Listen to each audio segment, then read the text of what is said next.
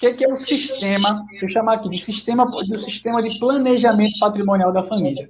O que é que ele consiste? O sistema de planejamento patrimonial da família, ele vai consistir, em linhas gerais, em você fazer com que aquele patrimônio que pertence a uma pessoa que é passível de um dia vir a faltar, de um dia, infelizmente, falecer, que é uma pessoa natural, uma pessoa física, fazer com que aquele patrimônio ele passe a pertencer não mais àquela pessoa, passe a pertencer à família daquela pessoa, só que com todos os poderes de mando nas mãos daquela pessoa, até o dia que ela vier a faltar, ou até o dia que ela não quiser mais.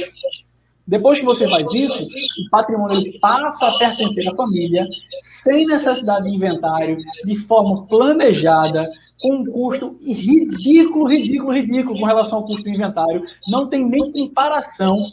E toda uma série de benefícios que você não encontra no inventário, como, por exemplo, a proteção do patrimônio, como, por exemplo, o afastamento daquele discurso do genro, daquele discurso da nora.